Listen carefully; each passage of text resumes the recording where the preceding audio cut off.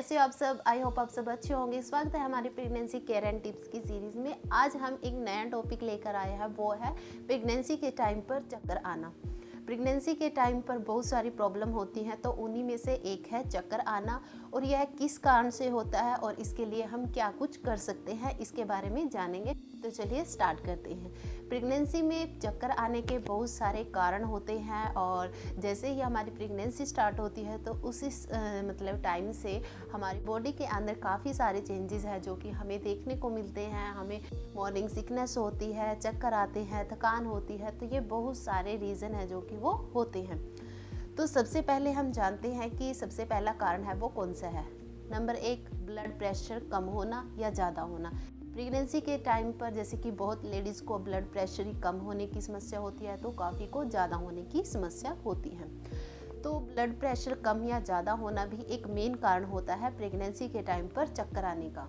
और हम किस तरीके से जान सकते हैं कि यह चक्कर है जो कि वो हमें आ रहे हैं, वो किस वजह से हो रहे हैं। जैसे कि आपकी आंखों के सामने अंधेरा सा छा जाना, या फिर जैसे कि आप बैठते हैं और एकदम जब खड़े होते हैं तो आपको ऐसे लगता है कि आपके आसपास की सारी चीज़ें हैं जो कि वो घूम रही हैं।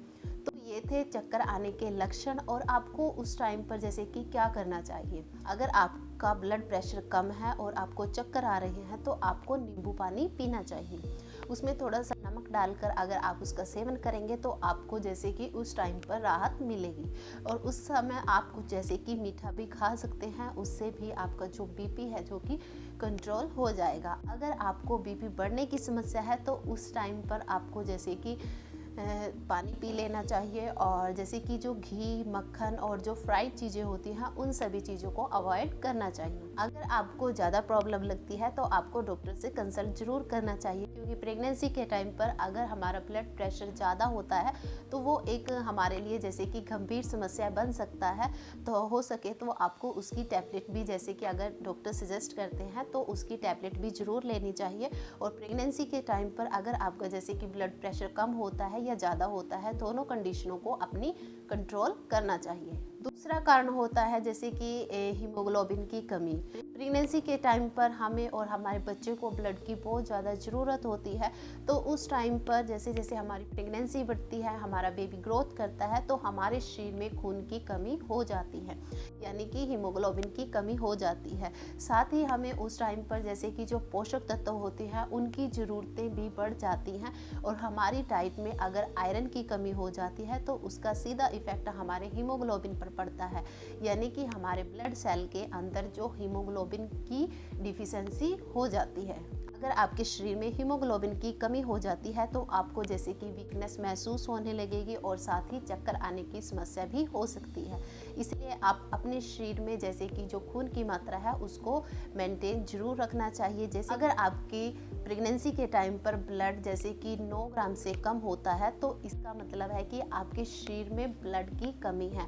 और आपको प्रेगनेंसी के टाइम पर अपने ब्लड को है जो कि 9 से ऊपर रखना चाहिए। अगर आप इसे ऊपर रखते हैं तो इससे आपके और आपके बेबी तक जो ब्लड फ्लो होता है वो प्रॉपर मात्रा के अंदर जाता है, और जिससे आपके बेबी का विकास अच्छा होता है। अगर आपके शरीर में हीमोग्लोबिन की कमी है तो इसके लिए आप क्या कर सकते हैं, जैसे कि हरे पत्तेदार सब्जियों का सेवन कीजिए। गाजर, चुकंदर और ड्राई फ्रूट, अनार, इन सभी चीज़ों का भरपूर मात्रा में सेवन कीजिए और आपके शरीर में जो हीमोग्लोबिन की कमी है उसको जल्दी से जल्दी पूरा करने की कोशिश कीजिए। इसके बाद हम बात करते हैं तीसरे कारण की, वो है विटामिन B12 की कमी। लेडीज़ जैसे कि जब प्रेग्नेंट होती है तो उस टाइम पर उसके शरीर में विटामिन B12 की कमी ज़्यादा पाई जाती है, और जिसकी वजह से चक्कर आने की प्रॉब्लम है जो कि वो शुरू हो जाती है। अगर आपके शरीर में विटामिन B12 की कमी हो जाती है तो इसकी वजह से आपके शरीर में वीकनेस आएगी, थकान होगी, थकावट रहेगी आपको, और भूख की है जो कि वो कम लगेगी, और जैसे कि कब्ज या गैस की समस्या भी हो सकती है। और इन इन सभी के कारण ही आपको चक्कर है जो कि वो आ सकते हैं, क्योंकि अगर आपके शरीर में वीकनेस होगी, आपको थकावट होगी, तो इसके बाद आपको चक्कर आने जैसी स्थिति है जो कि वो महसूस होने लगेगी। इसको जैसे कि जो विटामिन B12 होता है हमें किन चीज़ों से मिलता है, इसकी कमी को पूरा करने के लिए आपको जैसे कि दूध से जो बनी हुई चीज़ें होती हैं उनका सेवन जरूर करना चाहिए। और आप जैसे कि फ़िश अगर और एग वगैरह अगर खाते हैं तो उनका सेवन भी आप कर सकते हैं। और इसी के साथ ही जैसे कि जो विटामिन C होता है, विटामिन D और विटामिन B12 होता है, जो कि इनसे भरपूर जो पर्याप्त आहार होता है उनको अपनी डाइट में ज़रूर शामिल करना चाहिए। क्योंकि अगर हमारे शरीर में इन सभी विटामिन की कमी हो जाती है तो हमें जैसे कि वीकनेस और चक्कर आने की जो समस्याएं होती है वो पैदा हो जाती हैं। और जो फोर्थ कारण होता है प्रेगनेंसी के टाइम पर चक्कर आना, वो है जैसे कि प्रेगनेंसी के टाइम पर हमारे शरीर में इतने सारे हार्मोनल चेंज हो जाते हैं, यानी कि जो प्रोजेस्टेरोन हार्मोन होता है उसका लेवल है जो बढ़ जाता है, जिसकी वजह से हमें चक्कर आते हैं। सो फ्रेंड, हमने अब तक है जो कि वो डिस्कस किया है कि प्रेगनेंसी के टाइम पर चक्कर आने के क्या क्या कारण हो सकते हैं। तो अब हम बात कर लेते हैं कि और किस तरीके से हम है जो कि चक्कर आने की जो प्रॉब्लम होती है उससे छुटकारा पा सकते हैं।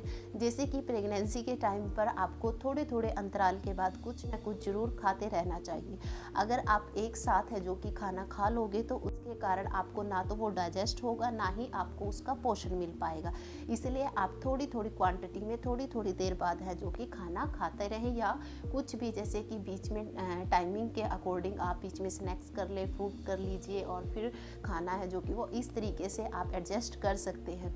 यानी कि एक प्रेग्नेंट लेडीज़ को 3 टाइम की बजाय 6 या 7 टाइम है जो कि वो ज़रूर खाना चाहिए। इससे प्रेग्नेंट लेडीज़ को काफ़ी सारे फ़ायदे मिलेंगे, जैसे कि जो पोषक तत्व होंगे वो भरपूर मात्रा में मिलते रहेंगे, और साथ ही जैसे कि जो भूख लगने की जो समस्या बार बार होती है वो भी नहीं होगी।